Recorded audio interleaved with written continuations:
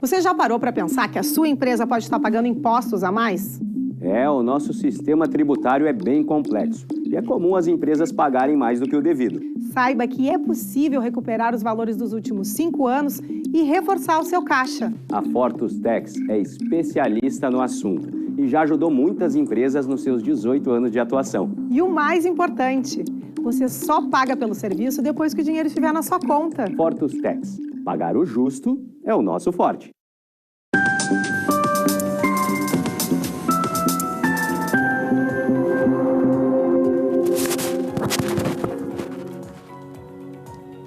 Olá, você já está assistindo o programa Papo Certo, com minha apresentação, Amanda de Oliveira e de Evanira Guiar. De segunda a sexta, às 8h30 da noite, estamos aqui e falamos sobre diversas áreas do direito, empreendedorismo, economia, política, turismo e saúde. E hoje o nosso papo é de política e nós vamos falar sobre os serviços públicos de Campo Bom. Estamos recebendo o empresário Faisal Karam. Muito obrigado pela presença aqui no Papo Certo de hoje. Obrigado pelo convite, pela oportunidade de estar num espaço fantástico que é a universidade, a UPRA. Seja muito bem-vindo então, Faisal. Obrigado. E você aí de casa que já está nos assistindo, envie a sua pergunta ou comentário e também o nome da sua cidade aqui para o nosso WhatsApp 51 3029 8080 para interagir com o nosso convidado. Um intervalinho de 30 segundos e já voltamos.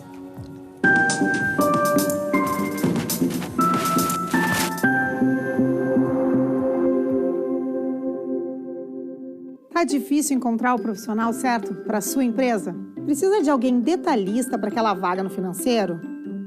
Quem sabe um criativo para o marketing? Ou ainda, alguém focado em resultados? A Fortus RH utiliza técnicas de seleção e processos estruturados, realizando entrevistas e aplicando provas e testes específicos. Tudo isso para buscar a pessoa certa para a vaga certa. Fortus RH. Conectar pessoas é o nosso forte.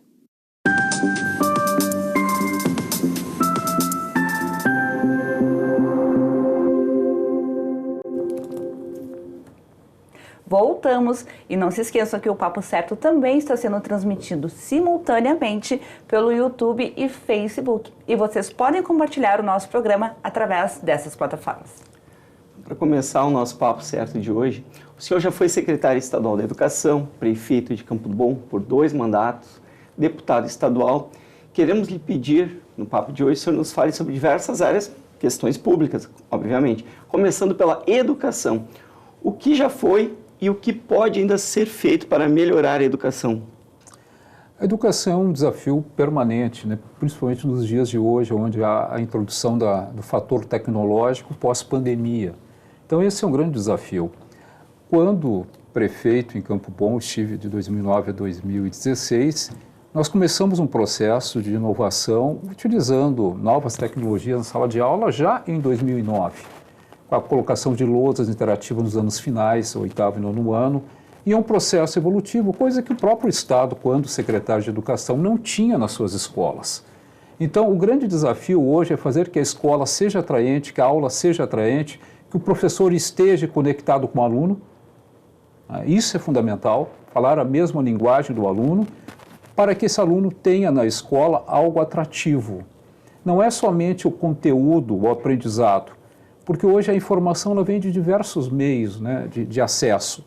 E se não houver uma interação muito forte entre aluno, a educação, o conteúdo, o aluno evade, ele não fica na sala de aula, ele não aprende.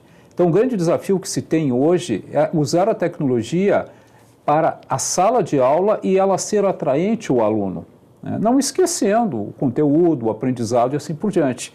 Mas como fazer isso quando muitos dos professores da rede estadual, eles não têm uma preparação para usar tecnologias pela idade avançada, pela questão de acesso e tantas outras coisas. Então, o grande desafio é esse, interagir da melhor forma possível e fazer com que o aluno faça parte da escola, do dia a dia da escola, e que o professor consiga também fazer com que esse aluno aprenda. São os grandes desafios. Realmente. E Campo Bom foi uma cidade que recebeu vários prêmios, inclusive no exterior, né, por conta dos projetos da Secretaria de Educação. E, na sua opinião, como gestor, é possível que o município volte a ser referência na educação novamente? Hoje se discute muito, Amanda, a questão do ensino integral, que é uma meta do governo federal, uma meta do governo do estado, do Eduardo. Agora, o grande desafio é estrutural. As escolas têm condições para isso e Campo Bom é diferenciada. São 43 escolas no total, entre as escolas infantis e fundamentais, todas com um padrão construtivo e de reformas permanente, independente de quem seja o gestor municipal. É um cuidado que sempre se teve para a educação em Campo Bom. Todos os gestores tiveram esse cuidado. Agora, o grande desafio é fazer que esse aluno tenha atividades, ou que seja em período integral, ou que seja de contraturno. Isso também gera despesa, investimentos do poder público. Quando estávamos na prefeitura, nós tínhamos 51 atividades no projeto Sonhação, onde os alunos tinham duas atividades como escolha, para ter uma atividade no contraturno da sala de aula normal. E ali tu tinha diversas, 51, como eu coloquei, onde o aluno escolhia o que ele queria fazer, onde ele se adaptava melhor. Isso era fundamental, né? Então, isso é um ganho, sem dúvida nenhuma. E o ideal é que todos nós viéssemos a ter nossas escolas em tempo integral, o aluno ficando 7 horas na escola, 5 dias por semana. Mas isso está longe de uma realidade da rede pública estadual. Pois é, ele fazer exatamente essa pergunta. O senhor falou sobre a rede municipal, que aí é o ensino fundamental. Até o 9º ano. E o estadual, no caso do 1º, 2º e 3º ano do ensino médio, correto? Exatamente. Muito bem. Em relação ao estado, como o senhor vê hoje a educação no Rio Grande do Sul? E eu vou lhe fazer uma provocação. Perfeito. O senhor acredita que os municípios devessem assumir também a educação do ensino médio? Por que essa discussão nunca foi trazida? Não, essa é uma discussão muito antiga, não somente do ensino médio. O ensino fundamental, de 1º a 9º ano, ele deveria ser, o que diz a legislação, compartilhado. Compartilhado. Agora eu entendo, seria o meu desejo, e eu tive esse desejo quando secretário de Educação, que do 1º ao 5º ano as prefeituras assumissem na totalidade essas crianças que vão do 1º ao 5º ano no ensino fundamental 1. E gradativamente, a cada ano, o Estado viesse transferido para os municípios o aluno do 6º ano até o 9º. E ficando o Estado somente com que é de sua competência constitucional, que é o ensino médio.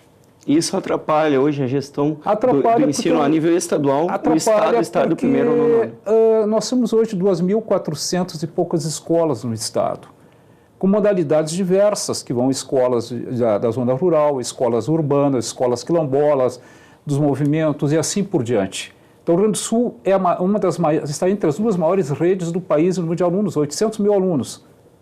Como é que tu organiza essa rede sem ter a participação do município? Porque o aluno é territorial, ele vive no território. É lá no município que acontece tudo. Né? E muitas dessas escolas, em algumas cidades, não dá para generalizar, elas têm um número de alunos reduzido dentro de turmas. Por que não o município ficar com o ensino de 1º a 5º ano? Eu acho que existe um exemplo muito bem sucedido, que é o estado do Ceará, que é o melhor IDEB do país, porque eles começaram esse processo há mais de 25 anos de municipalização do ensino fundamental, ficando com o estado o ensino técnico e o ensino médio. Agora também tem que ter contrapartida para os prefeitos do custo aluno. Tem que ter uma gestão local muito bem feita. Não só transferir o custo, mas também o custo para o prefeito. O recurso necessário. Exatamente, né? E isso o governo federal permite. Mas são discussões difíceis porque envolvem sindicatos, envolvem outros interesses. Então agora a gente vai mudar um pouquinho de assunto, até porque sabemos que Campo Bom é a primeira cidade da América Latina a ter uma ciclovia. Perfeito. Gostaria de te pedir para falar sobre esse projeto e como que ele auxiliou então os moradores da cidade. Amanda, esse projeto ele começou em 1977 com o ex-prefeito Nestor Fips-Schneider, que não é mais vivo, e foi a primeira ciclovia da América Latina. 77? Estamos falando 46 anos. Teríamos uma ideia da visão do prefeito na época. Boa. Qual o nome do prefeito? Nestor Fips-Schneider. Foi a primeira ciclovia da América Latina. Olha, um município pequeno como Campo Bom, né? Fantástico. Sim. E ela foi construída na época com a intenção de levar o trabalhador, né, ou trazer o trabalhador dos bairros para o centro da cidade, onde nós tínhamos as grandes fábricas de calçado, com segurança, porque o meio de transporte era a bicicleta. Era um número fantástico de pessoas utilizando a bicicleta. Então, esse funcionário saía da fábrica ao meio-dia, 11h30, ia almoçar em casa e retornava. E a ciclovia foi a forma de encontrar, de dar segurança para o usuário da bicicleta. Hoje a ciclovia ela é utilizada por poucos ciclistas, a grande maioria com atividade física. É impressionante que tem de pessoas que caminham todo dia. De os 6 quilômetros iniciais, que era o anel viário, hoje nós devemos ter em torno de 24, 25 quilômetros, cada prefeito fazendo um trecho. E ainda tem em Campo Bom, então, um projeto para expansão, 24 quilômetros dentro de uma cidade. Claro que tem, né? Tem sim, deve ter projetos, eu acho que é um compromisso de cada prefeito, independente de quem seja, de fazer sempre um trecho a mais, porque a cidade ela também vai crescendo, ela vai implantando novos bairros, novos loteamentos. Sim. E a ciclovia é um meio fantástico, né, de acessibilidade. Sim. Isso tem que ser preservado e tem que ter investimentos. Tanto que em 2014, 2013, nós iluminamos os 6 quilômetros de ciclovia inicial, o anel central, colocamos iluminação e as pessoas utilizam isso até hoje para caminhadas específica para a ciclovia. Exatamente. Porque não adianta ter uma ciclovia escura à noite. Até por causa das árvores, segurança, né? Exatamente, né? Então foram feitos na época 6 quilômetros de iluminação. Na verdade, a ciclovia tem que ser tratada como uma via normal, como uma via de estrada de rodagem, enfim, com toda a sua sinalização, iluminação, segurança. Exatamente, né? Porque o pedestre que utiliza, ele tem que ser priorizado também nesse sentido, né? Então tem todo um processo de sinalização, um processo de cuidado com a ciclovia que se tem ao longo do tempo, né? Eu queria te perguntar, qual é o número de habitantes que Campo Bom tem? Em torno de 70 mil habitantes hoje. 70 mil? 70 mil habitantes. Eu acho uma cidade muito bonitinha. Gosto muito de lá. A área territorial dela é pequena, né, Amanda? É um dos menores municípios do estado, são 60 quilômetros quadrados. Em território, né? Em território. Ela é populosa, mas... Exatamente, né? Uma concentração populacional per capita muito grande, né, por quilômetro. Sim. Agora, o que a gente coloca? Esse é um cuidado que tem que se ter por ser uma área territorial pequena, com restrições por causa de banhado, rios e áreas montanhosas no entorno, né? Para que lado vai a cidade, para onde ela cresce? É um vale. Exato, ela está dentro do vale ali, digamos assim, né?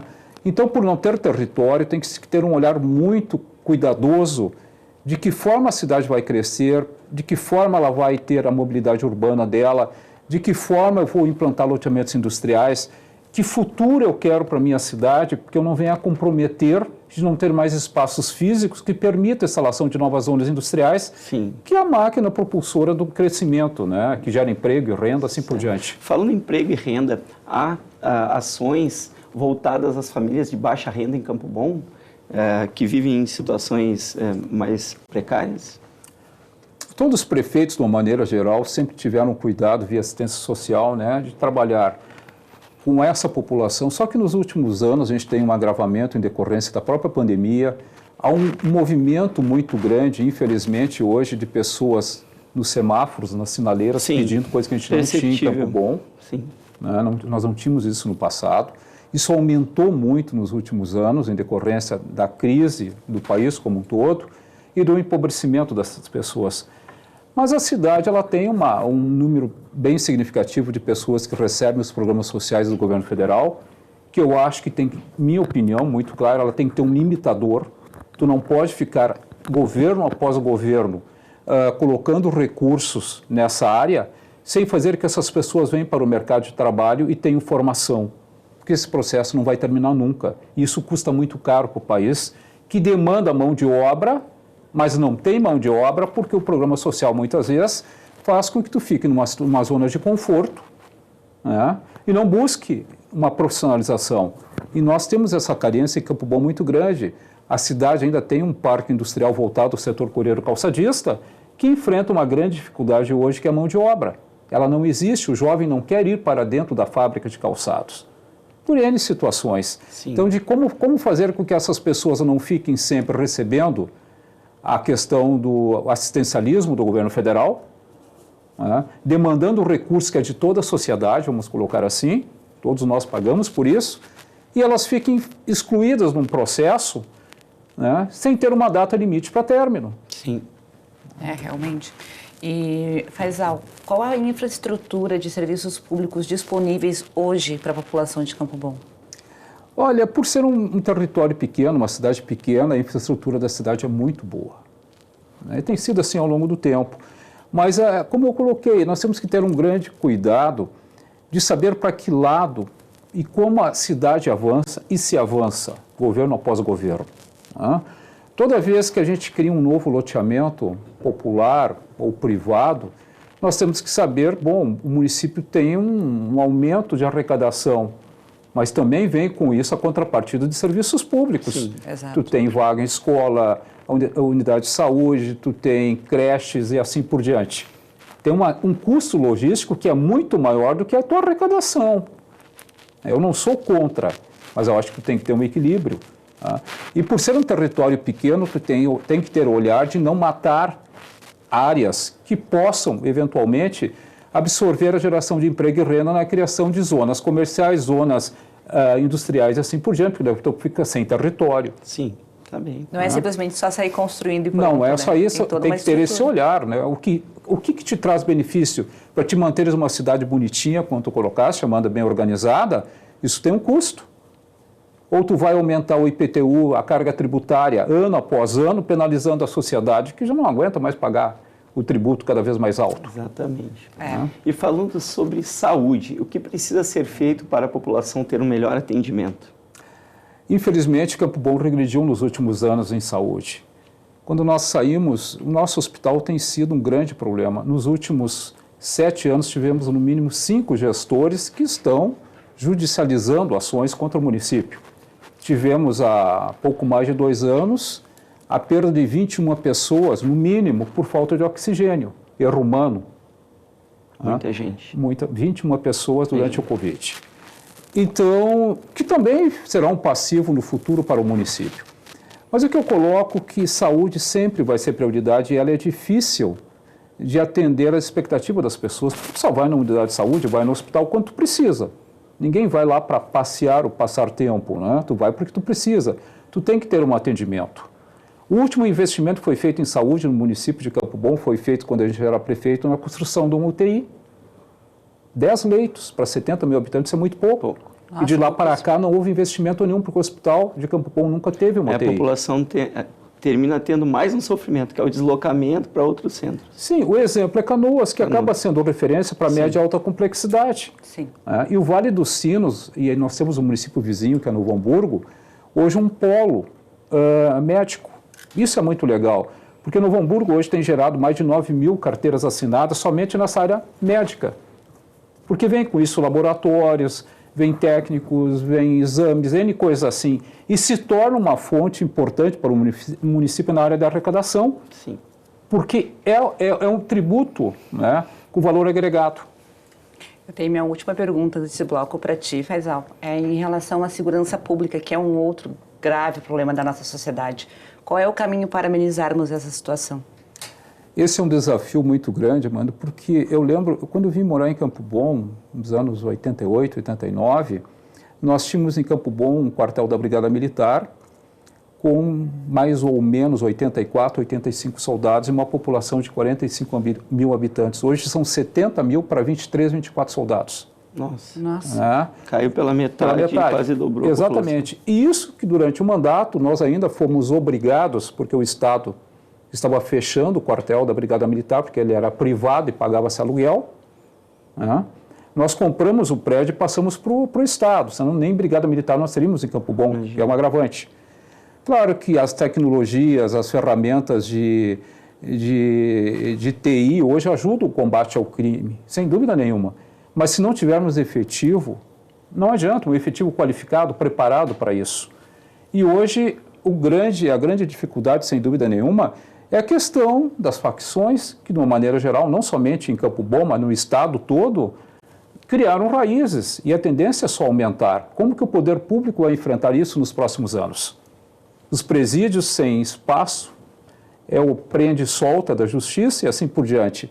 Então existem diversos desafios, mas eu acho que um grande caminho foi criado na época do governo Sartori, aqui do estado, o governador Sartori, que era o policiamento comunitário, onde as prefeituras, para não perder soldados e ter um incentivo, elas passavam, através desse programa, recursos para moradia de soldados, ficando na cidade e não migrando para outras cidades conforme o custo operacional de cada um. Então isso foi muito importante, nós chegamos a ter 16 soldados a mais por causa desse projeto. Mas, infelizmente, o governo seguinte já suspendeu esse processo. Entendemos. Certo, então. Vamos fazer um intervalo de 30 segundinhos e já voltamos com o Papo Certo. Fiquem aí com a gente.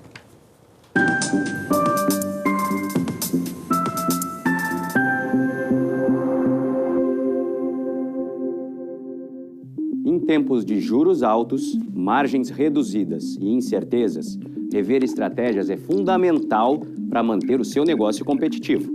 Esse cenário exige planejamento e organização financeira. Nessas horas, qualquer ajuda é bem-vinda, mas a ajuda de um especialista é necessária. A Fortus Consulting conhece na prática e tem as soluções adequadas para cada situação. Fortus Consulting. Melhorar os seus resultados é o nosso forte.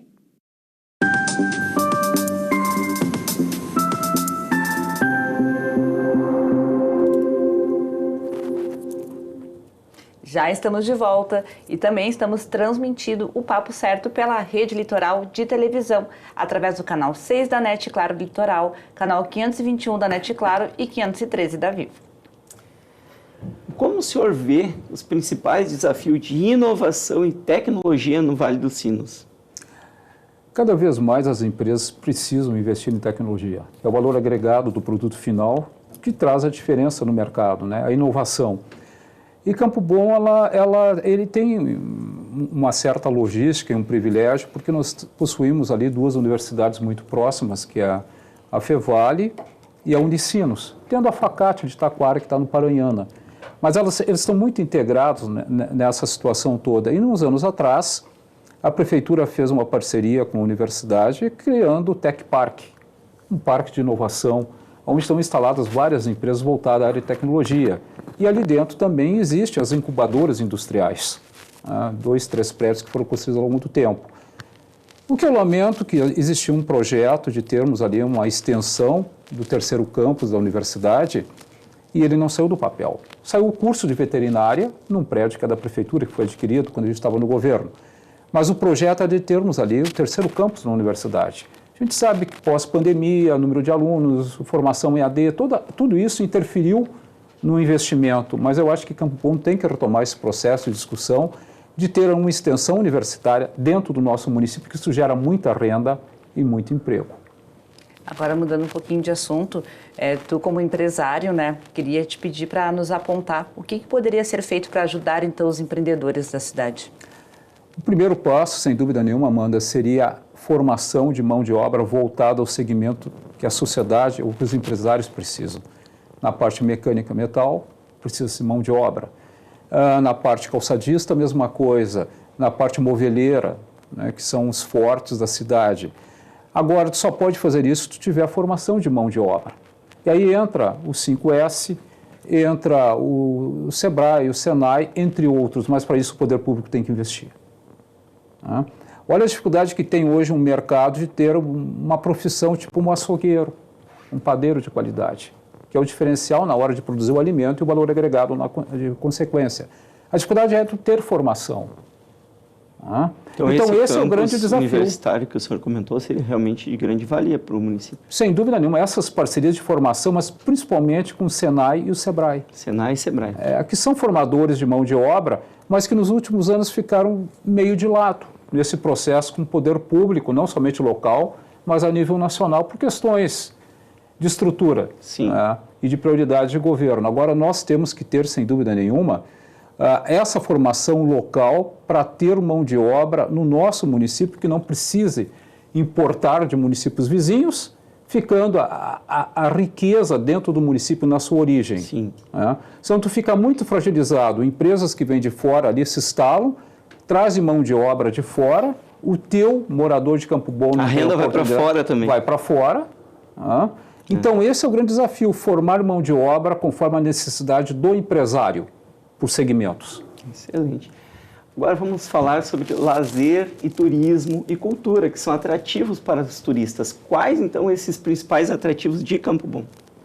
Eu confesso que eu adoro, num domingo de manhã, pegar a Morena. Sim.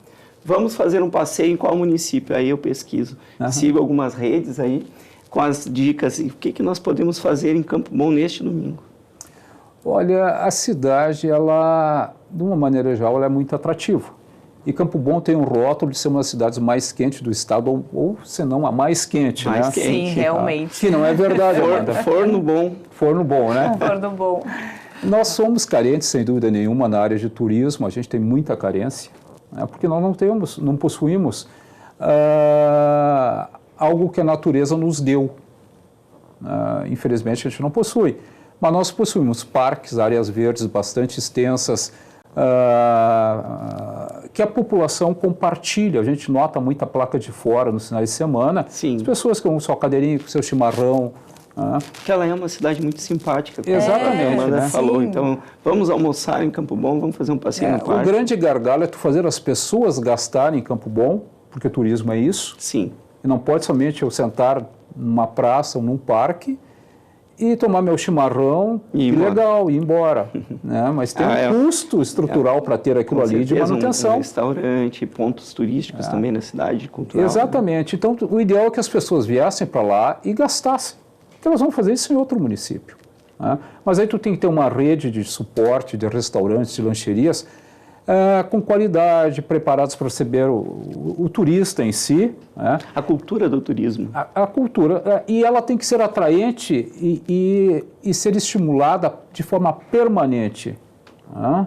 Então, cada vez que tu traz o turista, tu traz a pessoa de fora, e não adianta tu só criar ou estar dentro de rotas turísticas se o turismo não chega ali. Que essa é uma passagem. É uma passagem. Infelizmente, Campo Bom virou uma passagem. Porque ela não está próxima da 116, não é longe, mas não está próxima. Então, se está carente, tem muita oportunidade para quem está pensando dúvida onde nenhuma. desenvolver aí atrativos turísticos e culturais. Campo Bom é um potencial. Se está carente, é um potencial. Mas é uma cidade que produz calçado, história. A primeira cidade exportadora de calçado foi Campo Bom, na época de Cláudio Strasburger. Talvez um dos maiores empresários que se teve no estado na área calçadista, foi o primeiro exportador de calçado para a Europa, para os Estados Unidos. Agora, ao longo da 239, no trecho de Campo Bom, nós não possuímos uma loja de calçado, uma referência, uma venda. É uma coisa muito estranha, né? É muito estranho isso. E existe um calendário anual de eventos? Nós tínhamos a festa do sapato, que era tradicional em Campo Bom, mas nos últimos anos ela não tem ocorrido, por questões de opções da administração municipal, mas ela era muito forte. Nós tínhamos, na época, estimulava a presença de pessoas fora do município, aquelas pessoas que compravam na feira participavam do sorteio de um carro. Olha Nossa. aí. Entendeu? É um baita atrativo. E além do que, o município se beneficiava porque tinha nota fiscal emitida. A condição era comprar com nota fiscal, dar nota fiscal. Porque o carro acabava saindo muito barato para o município, mesmo adquirindo um carro para sorteio, porque existia a contrapartida, consumo, né? o valor adicionado. Sim. Né? Mas tudo isso, infelizmente, se deixou de lado. Mas realmente aquele trecho ali da 239, se tivesse uma loja de calçados, com certeza ia movimentar muito a cidade. Um bom restaurante, nós não temos, então as pessoas vão a Novo Hamburgo, vão a Sapiranga e assim por diante. Não fica, não para. Não tem uma parada dos ônibus que levam turistas para Canela e Gramado. Falta áreas de alimentação na 239, falta investimento do privado. Mas o poder público tem que ser o agente de instigar isso, dar condições de. Realmente, faz todo sentido. E Faisal, eu queria também aproveitar e mudar um pouquinho de assunto. A gente está falando sobre vários assuntos de Campo Bom hoje, tá? Para quem está chegando agora. E o saneamento básico? Olha. Não deu tempo. Gente, produção. É isso mesmo, produção? Então chegamos ao final do Papo Certo. Eu quero te agradecer, Faisal, pela tua presença aqui conosco e convidá-lo para retornar. Bom, para mim será ótimo, será um prazer enorme estar aqui com vocês novamente, né? E com todos que aqueles que compartilham com a gente num momento tão especial como esse. Muito bem. Perfeito. Eu agradeço a vocês por terem nos assistido e lembro que quem perdeu o programa pode reprisar, rever às 7h30 da manhã, de segunda a sexta. Então, revejo vocês. Amanhã estaremos esperando todos às 20h30 com o Papo de Família. Até lá!